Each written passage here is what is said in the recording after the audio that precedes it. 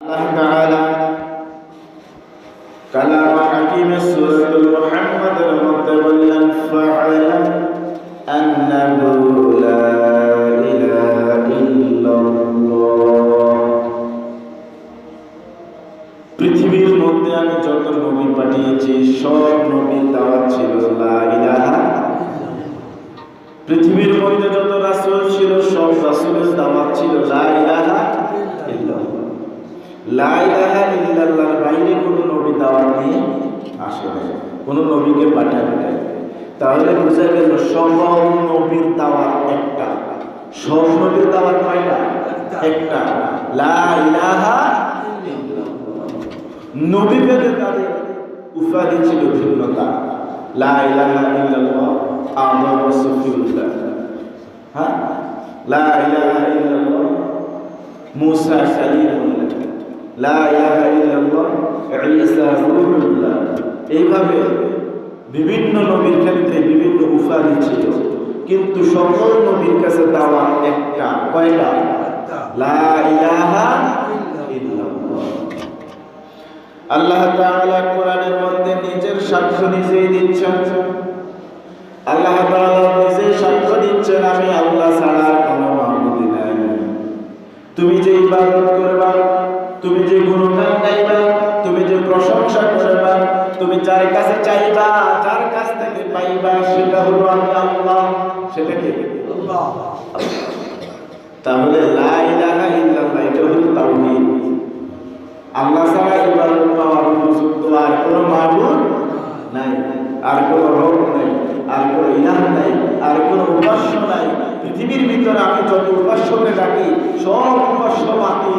একজন উপাস্য দিতে পারেন, একজন উপাস্য দিতে পারেন, তিনি কে? সর্বশেষ সাইয়্যিদুনা মুহাম্মদুর রাসূলুল্লাহ সাল্লাল্লাহু আলাইহি ওয়াসাল্লাম তাকে কালেমার দাওয়াত দিয়ে পাঠালেন, লা ইলাহা ইল্লাল্লাহ মুহাম্মাদুর রাসূলুল্লাহ সাল্লাল্লাহু আলাইহি ওয়াসাল্লাম। এই যে কালেমাটা, এই কালেমার সত্য মিথ্যার পার্থক্য খেয়াল করে। কালেমাটা আপনাকে সত্য এবং মিথ্যাকে আপনাকে পার্থক্য করে দেখাবে। এই কালেমা আলো এবং আভা এই দুটোর মধ্যে পার্থক্য করে। এই কালেমার উপর ভিত্তি করে আল্লাহ তাআলা দুনিয়াতে অসংখ্য নবী রাসূল পাঠিয়েছেন। এই কালেমাকেই ভিত্তি করে আল্লাহ তাআলা পৃথিবীতে এতগুলো আদম সন্তানকে সৃষ্টি করেছেন। এই কালেমাকে ভিত্তি করে আল্লাহ তাআলা জান্নাত এবং জাহান্নাম বানিয়েছেন। আল্লাহু আকবার।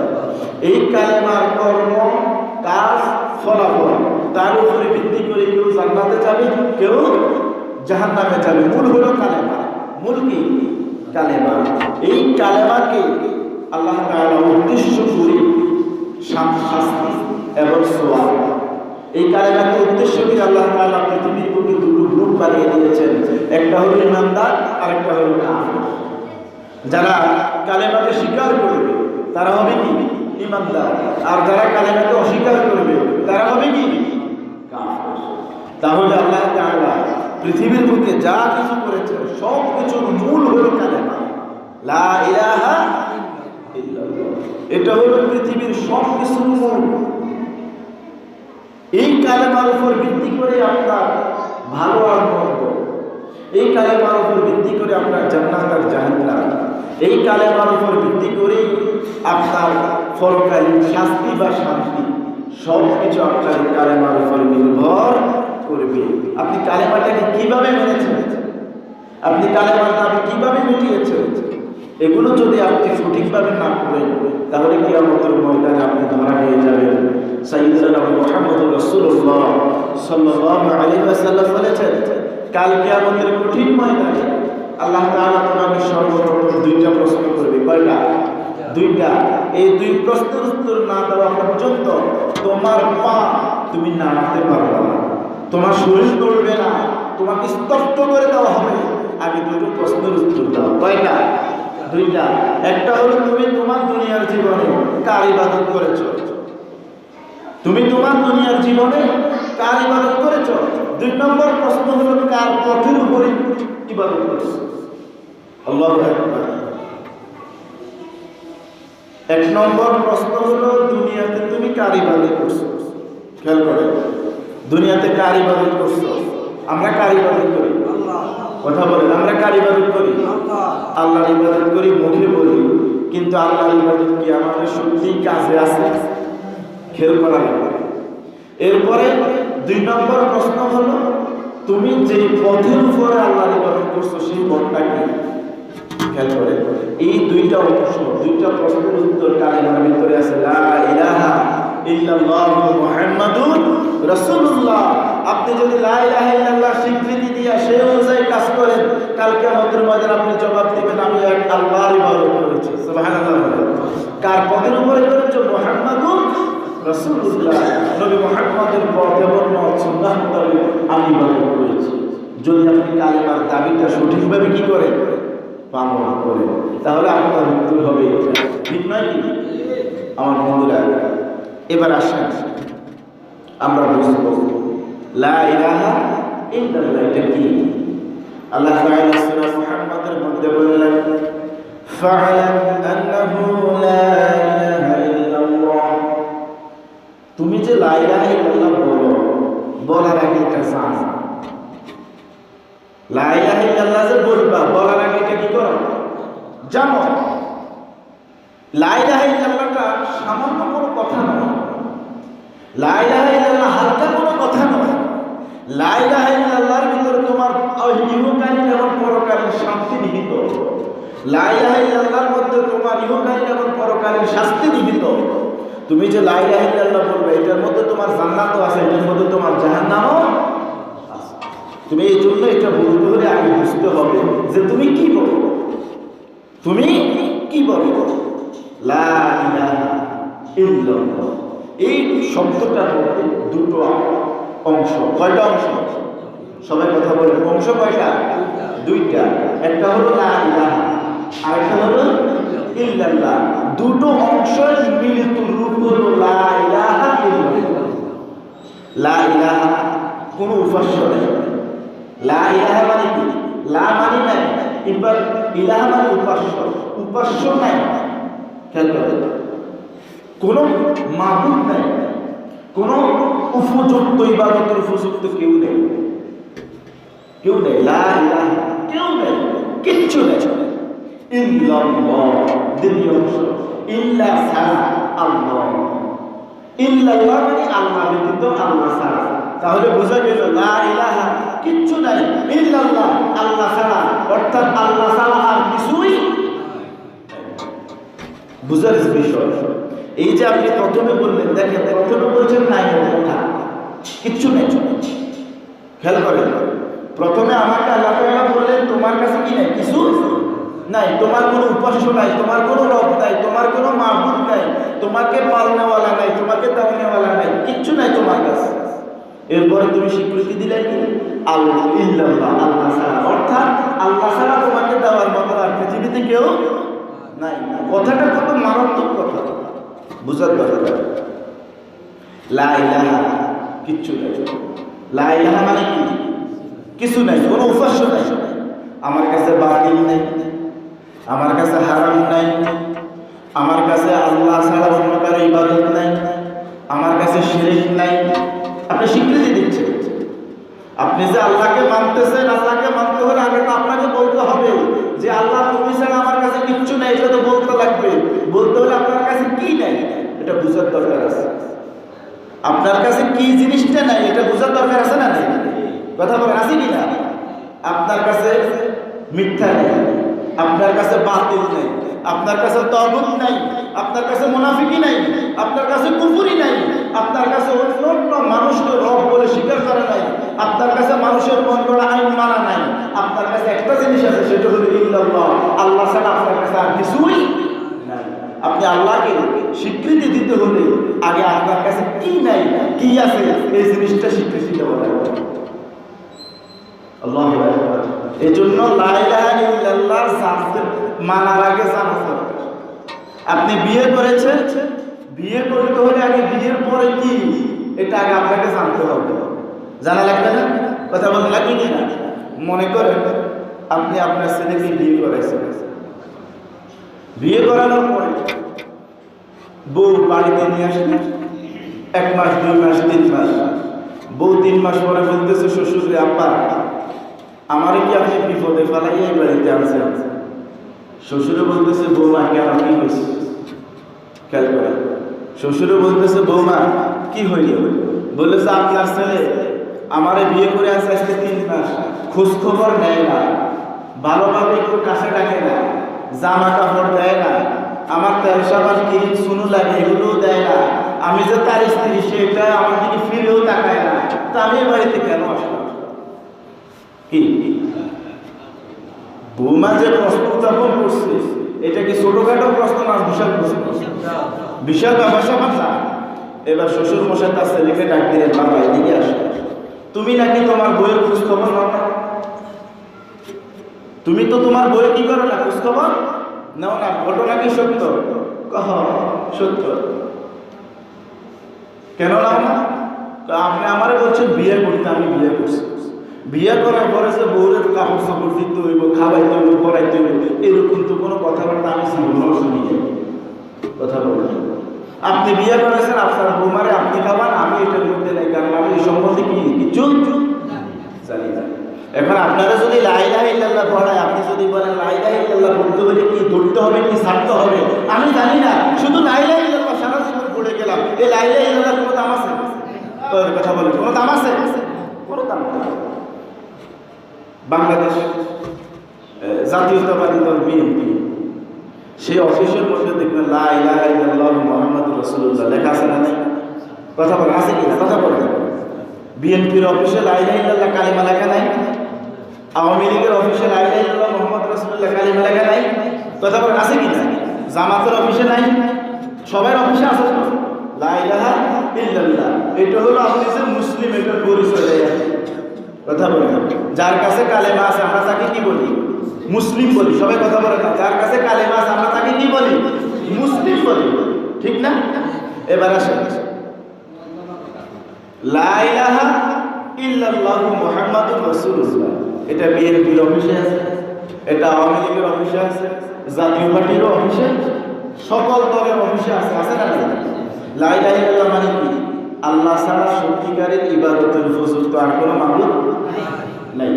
তানবীহুল গাফিলিন অথবা আল্লামা হাফেজ ইবনে হাজার আসকালানী রাহিমাহুল্লাহ, তিনি একটি কিতাব লিখেছেন, ওই কিতাবের মধ্যে বলেছেন লা ইলাহা ইল্লাল্লাহু মুহাম্মাদুর রাসূলুল্লাহ, অর্থাৎ লা ইলাহা ইল্লাল্লাহ এই শব্দটা শুধু আল্লাহ ছাড়া ইবাদতের উপযুক্ত আর কোনো মাবুদ নাই এই অর্থই শেষ নয়। এই লা ইলাহা ইল্লাল্লাহ 100-র উপরে অর্থ আছে। সুবহানাল্লাহ বলবেন না? কয়টার উপর অর্থ আছে? 100টার উপর অর্থ আছে। এখন আপনি যদি বলেন লা ইলাহা ইল্লাল্লাহ আল্লাহ ছাড়া কোনো কি নেই, ইবাদতের উপযুক্ত আর কোনো মাবুদ নাই, এটা যদি আপনি বলেন, বিএনপি রাগ করবে না, আওয়ামী লীগ রাগ করবে না, জাতীয় পার্টিও রাগ করবে। কিন্তু আপনি যখন বলবেন আল্লাহ ছাড়া সত্যিকারের আইনদাতা কোনো মাবুদ নেই, এবার বলেন রাগ করবো নি? কথা বলেন, রাগ করবো নি? সব দল রাগ করবো না? আপনি যদি বলেন আল্লাহ ছাড়া সংবিধানদাতা কেউ নেই, এবার সবাই রাগ করবো নি? কথা বলেন, রাগ করবি কিনা? তাহলে আপনি লা ইলাহা ইল্লাল্লাহ যে পড়তেছেন, আপনি তো লা ইলাহা ইল্লাল্লাহ কিচ্ছুই জানেন না। কথা বলেন না কেন? সাকিব আল হাসান বাংলাদেশ জাতীয় দলের ক্রিকেটার, সাকিব আল হাসান বাংলাদেশের সান, বাংলাদেশের প্রাণ, বলে না টেলিভিশনে? কালী পূজায় গেছে না? কথা বলেন, কালী পূজায় গেছে। তাই এই লোকটাও তো লা ইলাহা ইল্লাল্লাহ পড়ছে। কথা বলেন, পড়ছে কিনা? লা ইলাহা ইল্লাল্লাহ পড়ে সে কালী পূজায় গেছে না? কথা বলে, গেছে কিনা? তাহলে লা ইলাহা ইল্লাল্লাহর মধ্যে বলল যে আল্লাহ ছাড়া ইবাদতের উপযুক্ত আর কোনো কি নাই, মাবুদ নাই। কিন্তু এই লোকটাই ভারতের কালী পূজা যাইয়া শত শত রবের উদ্বোধন করে দিয়ে আসছে। তাইলে বললো এক রবের কথা, সেখানে যাইয়া হাজার রব ধরলো। এর কি ইমান কি তখন ছিল? কথা বলে, ইমান কি তখন ছিল? আল্লাহ।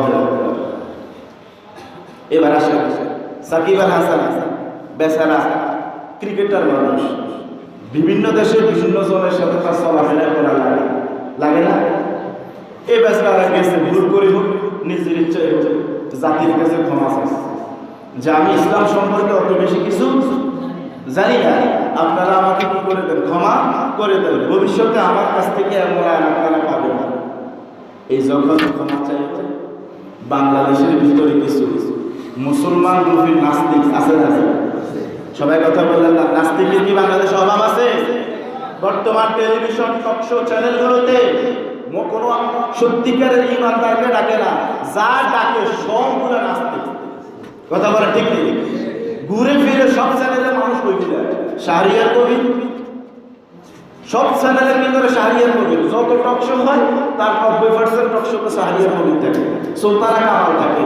এই ধরনের নারী যারা ইসলাম বিদ্বেষী লোক, এই সমস্ত মানুষগুলোকে তারা কি করে? টক শোতে ডাকে, আর টক শোতে বসে বসে ইসলামের 12টা বাজানোর চেষ্টা করে। কথা বলে ঠিকই নেই। এবার আসেন, এই যে লোকটা ক্ষমা চাইল, ক্ষমা চাওয়ার পরে বাংলাদেশের কিছু লোক বলতেছে যে সাকিব আল হাসান সত্যিকারের একজন মানুষ হইতে পারল না, সত্যিকারের একজন মানুষ হইতে পারল না। সে কেন ক্ষমা চাইছে? খেয়াল করে, ক্ষমা চাইছে কেন? অর্থাৎ ক্ষমা চাওয়ার কারণ হলো যারা তাকে ভালোবাসে, যারা তার ফলোয়ার, যারা তাকে অনুসরণ করে, যারা তার ক্রিকেট খেলা পছন্দ করে, এরা মন থেকে বিভিন্নভাবে প্রতিবাদ জানাইছে যে সাকিব তুমি এটা ভুল করছো, তুমি একজন মুসলিম, তুমি এটা কাজ করা তোমার কোনো মতে কি হয় না উচিত। অর্থাৎ তার প্রত্যেকটি ফলোয়ার যারা প্রতিবাদ করেছে তাদের ভিতরে কালেমার দাবি ছিল। সুবহানাল্লাহ বলবেন না? কিসের দাবি ছিল? কালেমার দাবি। এই যখন অবস্থা, নাস্তিকেরা বলতেছে বাঙালি অসুস্থ, মুসলিম যারা এরা অসুস্থ মুসলিম। এই কারণে তারা ভিন্ন ধর্মের প্রতি উদারতা, ভালোবাসা, সম্প্রীতি এগুলো মেনে নিতে পারে না। সাকিব সে ক্রিকেটার, সে কালী বুঝাই গেছে, যাতে ধর্মের কি ক্ষতি হয়ে গেল? কথা বলেন, বলেন তো, আমি আপনি যদি কালী বুঝাই যাই, ধর্মের ক্ষতি হইব না আমার ক্ষতি হইব? কথা বলেন, আমি যদি হিন্দুদের বুঝাই যাই, কি ধর্মের ক্ষতি হবে না আমার ক্ষতি হবে? ক্ষতি হবে কার? আমার। আমার ক্ষতি হবে না? আমার ইমান নষ্ট হবে, ধর্মে কিছু হবে না। কথা বলে, আমি জাহান্নামে যাবো, ধর্ম জাহান্নামে যাবে। কথা বলে ঠিক নেই। তাহলে আমি সাকিবকে ভালোবাসি বলেই তাকে তার বিরুদ্ধে আমি প্রতিবাদ করছি যে আমি যদি জান্নাতে যাই তুই তো চোখে যাইবি কেন? তোর লইয়ে তো আমি জান্নাতে যাব। কথা বলে ঠিক নেই। আমি তাকে ভালোবাসি। আমার কোনো মুসলিম ভাই যদি চৌকুলি হিন্দুদের যে পূজা সেখানে যদি যায়, আমি বাধা দেবো না? কথা বলে বাধা দেবো কিনা? আমি একজন মুসলিম, আমি তাকে বাধা দেবো যে না তুমি সেখানে যাইও না, কারণ জমিনের মধ্যে ওই জায়গাটাই সবচেয়ে বেশি নিকৃষ্ট, যেই জায়গাটা আল্লাহর সাথে সবচেয়ে বেশি শিরিক হয়। কথা বলে ঠিক নেই। আর হিন্দুদের পূজাগুলো হলো শিরিকের আস্তানা। শিরিকের কি আস্তানা? ইন্ডাস্ট্রি, সেখানে সবচেয়ে বেশি শিরিক হয়। এক খোদা বাদ দিয়ে হাজারো খোদারে ডাকা হয়। ঠিক নেই? কথা বলে ঠিক না? আল্লাহ তাআলা বললেন ইন্না শিরকা লা যুলমুন আযীম, সবচেয়ে বড় জুলুমের নাম হলো শিরক।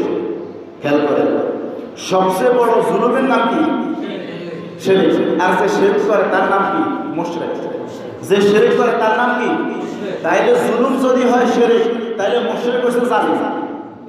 খেয়াল করেন, শিরকটা যদি হয় জুলুম, কর্মটা যদি হয় জুলুম করা, তাইলে যে কর্ম করছে সে হলো জালিম। মুশরিক কি? জালিম। তাহলে বোঝা গেল বাংলাদেশ সহ সারা বিশ্বের ভিতরে যারাই মুশরিক এরা সবচেয়ে বড় জালিম। ঠিকই না? কথা বলে, কথা বলে ঠিকই না? এই যে দেখেন আমাদের দেশে বর্তমানে ভাস্কর্য বানাইতেছে, ভাস্কর্য বানানোর পক্ষে এবং বিপক্ষে বিভিন্ন মন্তব্য আছে না নাই? কথা বলেন আছে কি না? ভাস্কর্য বানাও বাবার, আমার কোনো অসুবিধা নেই। আমার কি অসুবিধা আছে? আমার অসুবিধা নেই। কেন অসুবিধা নেই? খেয়াল করে, আমি যদি আমার ইমানকে ঠিক রাখতে পারি, আমি যদি আমার ইমানকে কি ঠিক রাখতে পারি, আমার জন্য কোনো অসুবিধা নেই। কিন্তু আমি দেখতেছি বাংলাদেশের অধিকাংশ মানুষ সকালে ইমান থাকতো, বিকালে বেঈমান। এই ধরনের মুসলমানদের ইমান নিয়ে সিনেমিনি খেলতে আমি সাধারণ এবং আমি একজন জ্ঞানী হওয়া, আমি একজন জানা মানুষ সত্ত্বেও এটা করতে দিতে পারি না। কথা বলে ঠিক নেই? এবার আসে ভাস্কর্য। অনেকে বলে ভাস্কর্য আর মূর্তি এক জিনিস নয়, বলে না? কথা বলে বলছি কিনা? আরে ভাই, আশ্চর্য লাগে, একজন আলেম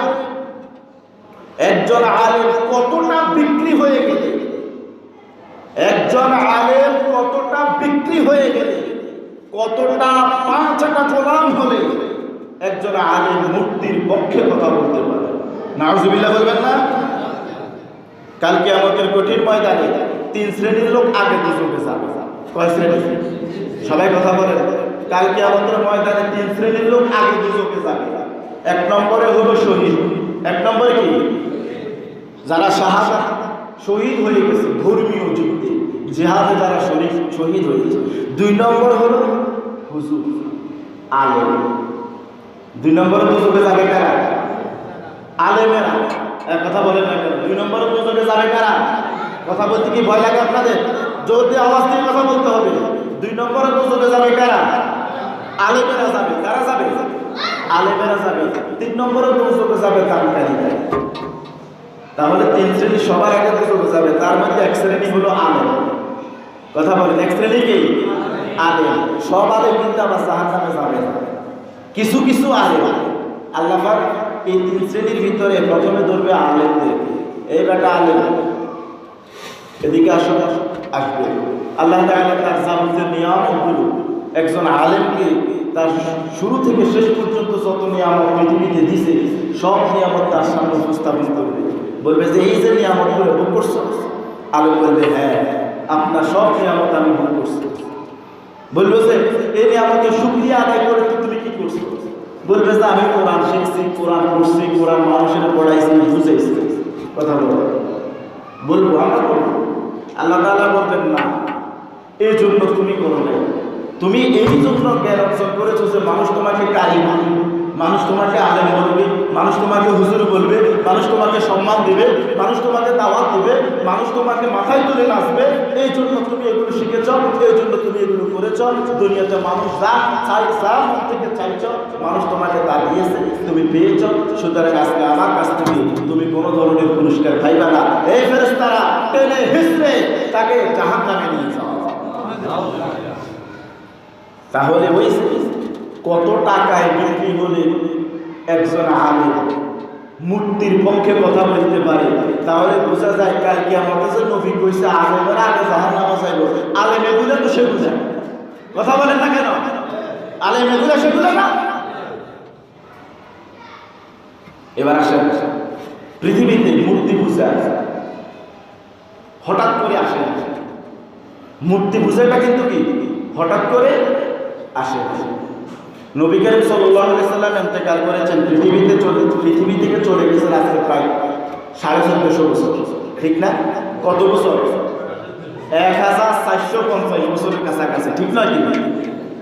এটা কি কম সময় না অনেক সময়? কথা বলেন, কম সময় না অনেক সময়? অনেক সময়। এতদিন যে ইসলাম টিকেছিল এটা আল্লাহর একটা রহমত। সুবহানাল্লাহ বলেন। মুসা আলাইহিস সালাম তার জাতিকে রেখে কিছুদিনের জন্য হযরত হারুন আলাইহিস সালামের কাছে বলে তিনি দূরে গেলেন আল্লাহর সান্নিধ্য পাওয়ার জন্য। যখন তিনি ফিরে আসলেন দেখলেন যে বনি ইসরাইলের লোকেরা এক আল্লাহ বাদ দিয়ে আরেক আল্লাহ খুঁজে নিচ্ছে। নাউজুবিল্লাহ বলবেন না? আসল আল্লাহরে বাদ দিয়ে কি করছে? নকল আল্লাহ খুঁজে নিয়েছে। তারা একটা মূর্তি বানাইছে। কয়দিন বলতেছে এটা মুসা যতদিন আসবে না এটা আমাদের মুসা। নাউজুবিল্লাহ বলবেন না? মুসা কি বানাইছে? প্রতিমূর্তি, মুসার ভাস্কর্য। মুসা নাই, কিন্তু এখানে দেখলে বোঝা যাবে যে মুসা আছে। এরকম চিত্র বাংলাদেশে এখন আছে না নাই? মানুষ মরে যায়, তার চিত্র এঁকে দাঁড় করিয়ে রাখে, মনে হয় যেন সে জীবন্ত। কথা বলে ঠিক নেই? মুসা আলাইহিস সালামের আসার দিন এখন তারা আল্লাহরে বাদ দিয়ে মুসা প্রতিমূর্তির ইবাদত করা শুরু করে দিয়েছে। এইভাবে অল্প কয়েকদিনের ভিতরে বনি ইসরাইলের ভিতরে মূর্তি পূজা ঢুকে গেছে। অথচ মুসা আলাইহিস সালাম সামান্য কিছুদিনের জন্য কি তার জায়গায় ছিলেন না। কথা বলে ঠিক না? এইভাবে পৃথিবীতে মূর্তি পূজা কিভাবে আসছে? মূর্তি পূজার ইতিহাসটা এরকম। নবী মারা গেছে, নবী দুনিয়া থেকে চলে গেছে, মাঝখান দিয়ে 100-200 বছরের একটা ডিফারেন্স ছিল। ওই সময় মানুষ ধর্ম থেকে দিন থেকে ফের ফারেক হয়ে গেল, চলে গেল। যাওয়ার পরে মনকে শান্ত করার জন্য ওই নবীর একটা প্রতিমূর্তি স্থাপন করলো। প্রতিমূর্তি স্থাপন করে কিছুদিন পর ওই প্রতিমূর্তি পূজা করা শুরু করে দিল। এইভাবেই পৃথিবীতে রাত আর মারাতের উদ্ভব ঘটেছে। এইভাবে পৃথিবীতে চোখে চোখে মূর্তি পূজা প্রচলন শুরু হয়েছে। ঠিক কিনা কথা বলে? আজকে পৃথিবীতে ঠিক তদ্রুপ আমরা তো মনে করি যারা মুসলিম হয়ে ভাস্কর্য কিংবা মূর্তি বানাতে চায় ওরা নিজেদের ইচ্ছাই নয়, ওরা দাদা বাবুদের ইচ্ছাই এগুলো করতে চায়। ঠিক কিনা কথা বলে? তাহলে অফিসে আছে লা ইলাহা ইল্লাল্লাহ, কর্মের মধ্যে লা ইলাহা ইল্লাল্লাহ নাই। কথা বলে অফিসে আছে কি লা ইলাহা, কিন্তু কর্মের মধ্যে লা ইলাহা ইল্লাল্লাহ আছে। তাহলে আমি আপনি যে লা ইলাহা ইল্লাল্লাহ পড়ি, লা ইলাহা ইল্লাল্লাহ দাবি মোতাবেক পড়ি না, কথা বলে ঠিকই না? আমি একটা চুল কাটাইতে গেছিলাম সেলুন দোকানে, অধিকাংশ সেলুন দোকানদার হিন্দু, কথা বলে ঠিকই? অধিকাংশ সেলুন দোকানদার কি হিন্দু না? তা আমি একদিন জিজ্ঞেস ভাই মিঠু, তুমি কালেমা ধরো? শুধু হুজুর কালেমা না, আমরা তো সুলো 10 গান মুখস্থ পারি, 10টা সুলো কি মুখস্থ পারি। তা আমি বললাম যে কালেমার তরিকাটা বলেছে সুন্দর, লা ইলাহা ইল্লাল্লাহু মুহাম্মাদুর রাসূলুল্লাহ। কালেমা শাহাদাত পড়ো, কইটাও পারে কি আশহাদু আল্লা ইলাহা ইল্লাল্লাহ ওয়া আশহাদু আন্না মুহাম্মাদুর রাসূলুল্লাহ। এসা আলহামদুলিল্লাহটা পড়ো, এই পুরো আমার আলহামদুলিল্লাহ বলে দিই, কথা বলে। এবার বলেন তো সে কি মুসলিম হয়ে গেছে? না। কথা বলে সে মুসলিম হয়ে গেছে? না। মুসলিম হয়নি। কেন হয়নি? কারণ সে এটা মুখে বলেছে, তার অন্তরে নেই। তার কিসে নাই? অন্তরে নাই। আমাদের বাংলাদেশ সহ সারা বিশ্বের বর্তমানে 150 কোটি মুসলমানের মধ্যে মুখে কালেমা বলার লোক প্রচুর আছে, অন্তরে কালেমার দাবি পূরণ করার মতো লোক খুঁজে পাওয়া যায় না। ঠিকই না কথা বলে? ওই যে নাস্তিকের টকশোতে বসে বলতেছে বাঙালি অসুস্থ, মুসলমানরা অসুস্থ, সাকিবের এই সামান্য কালী পুজো যাওয়াটা মেনে নিতে পারে না, হুমকি ধমকি মামলা দিয়া ওরা তাই ক্ষমা চালাই যাবে। আমি তো মনে করি বাঙালির ইমান এখনো সুস্থ আছে, আলহামদুলিল্লাহ বলে। আমাদের ইমান সুস্থ। আমাদের ইমান কি? আমাদের প্রতিবাদে যদি একজন মুসলিম পথ ভুল করার পরে ক্ষমা চায়, বুঝতে হবে আমাদের ইমান এখনো সুস্থ আছে, আলহামদুলিল্লাহ বলবেন না? সাকিব আল হাসান কলকাতায় গেছে পুজো উদ্বোধন করতে, আমি আপনি যদি প্রতিবাদ না করতাম বুঝা যাইত যে আমার ইমান অসুস্থ। এই অসুস্থ ইমান প্রতিবাদ করতে জানে না, ঠিকই না কথা বলে? বলেন নবী সাল্লাল্লাহু আলাইহি ওয়াসাল্লাম, মান রাআ মিনকুম মুনকারান ফালিয়ুগাইয়িরহু বিয়াদিহি ওয়া মান লাম ইস্তাতি' ফাবিলিসানিহি ওয়া মান লাম ইস্তাতি' ফাবিকলবিহি ওয়া যালিকা আদআফুল ঈমান। নবী করিম সাল্লাল্লাহু আলাইহি ওয়াসাল্লাম বলেছেন, যদি কোনো অন্যায় হতে দেখো সেটা হাত দিয়ে বাধা দাও। সুবহানাল্লাহ বলবেন না? কি দিয়ে বাধা দাও? হাত দিয়ে বাধা দাও।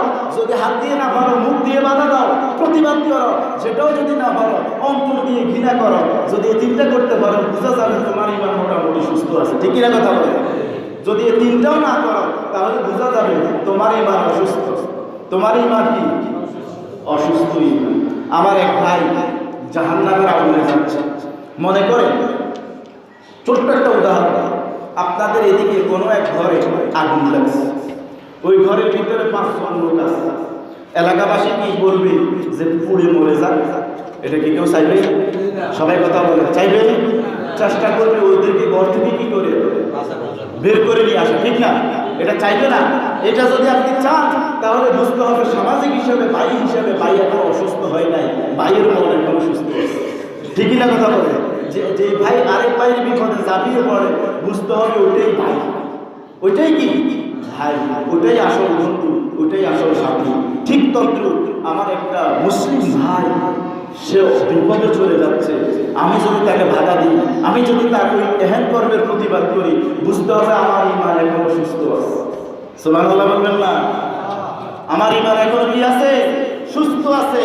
কোরআন বিরোধী কোনো আইন হলে আমি যদি প্রতিবাদ করি, বুঝতে হবে আমার ইমান এখনো সুস্থ আছে। আল্লাহর আইনের বিরুদ্ধে যদি কোনো আইন করা হয়, আমি যদি প্রতিবাদ করি, বুঝতে হবে আমার ইমান এখনো সুস্থ আছে, ঠিক না? আর আমি যদি প্রতিবাদ না করি, তাহলে বুঝতে হবে আমার ইমান প্যারালাইসিস ইমান। কথা বলে ঠিক নেই? আমার ইমান হলো প্যারালাইসিস ইমান।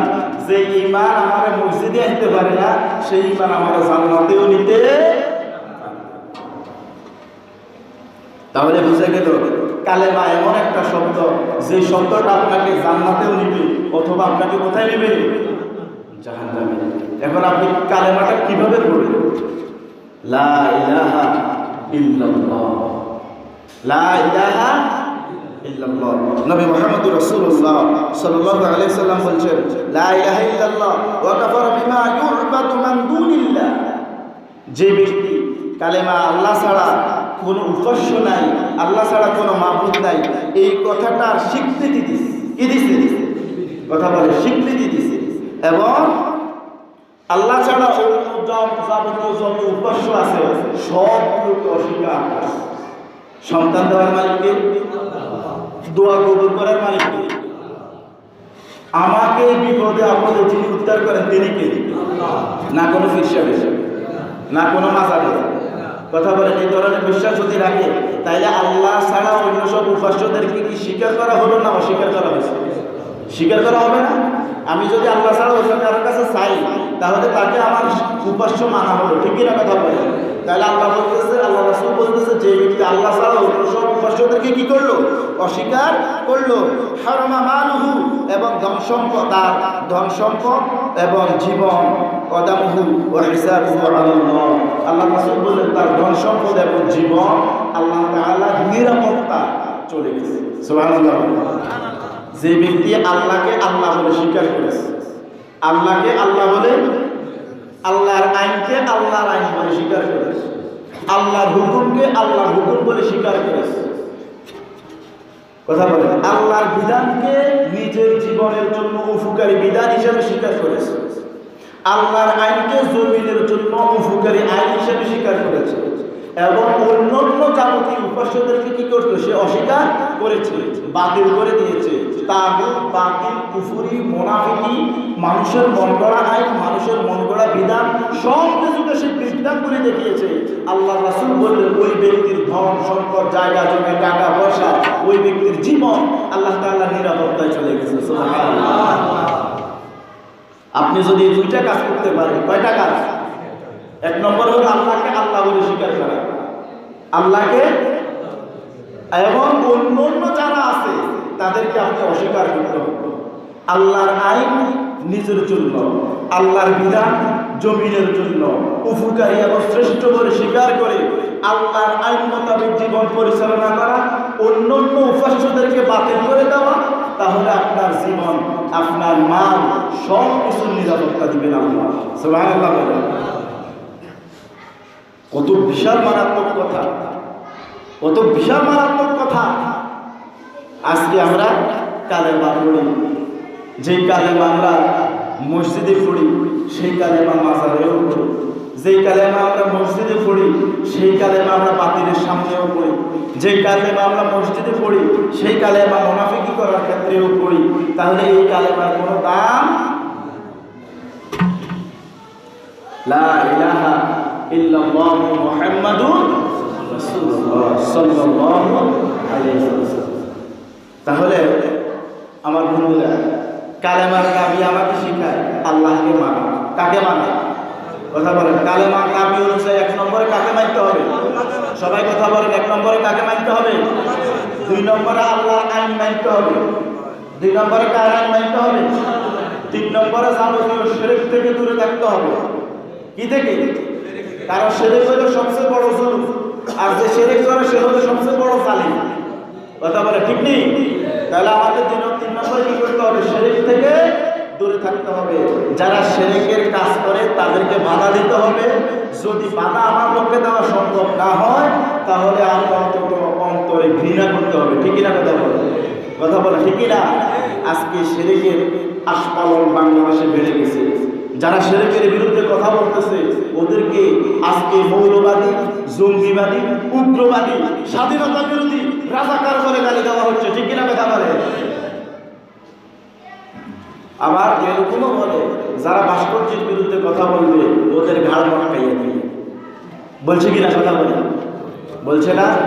আমরা বলি আজকে যদি তোমরা যার মূর্তি বানানো কেন, ভাস্কর্য বানানো কেন, ইসলামে যেহেতু এটা নাই, প্রতিবাদ আমরা করবো। আমাদের ঘাড় মটকাইতে পারো, প্রয়োজন আমাদের জীবন দিতে পারো। যদি বিশ্বনবীর ভাস্কর্য বানানো হয় আমরা প্রতিবাদ করবো। ঠিক কিনা কথা বলে? বিশ্বনবীর ভাস্কর্য বানানো কি হালাল না হারাম হবে? কথা বলে। আমার নবীজির যদি কেউ মূর্তি বানায় এটা কি হালাল হবে না হারাম হবে? কথা বলে। হালাল হবে না হারাম হবে? এবার আমি যদি বলি আমার নবীর মূর্তি, এটার প্রতিবাদ করলে বোধহয় গুনাহ হইব, তাহলে আমার ঈমান থাকবে না? কথা বলে ঈমান থাকবে না? ঈমানই থাকবে না। তাহলে বোঝা গেল যে ধর্মের ভিতরে স্বয়ং বিশ্বনবীর মূর্তিকে সমর্থন করে না সেই ধর্মের ভিতরে অন্য কারো মূর্তি সমর্থনযোগ্য হতে পারে। এটা শিরকের একটা বাহন। এটা শিরকের একটা বাহন। আল্লাহ তাআলা এই জাতিকে শিরক থেকে হেফাজত করুন বলি আমিন। আল্লাহ তাআলা এই জাতিকে কালেমার দাবি পূরণ করার তৌফিক দান করুন বলি আমিন। আল্লাহ তাআলা আমাদেরকে পরিপূর্ণ ঈমানদার হওয়ার তৌফিক দান করুন সকলে বলি আমিন। ওয়া আখিরু দাওয়ানা আলহামদুলিল্লাহি রাব্বিল আলামিন।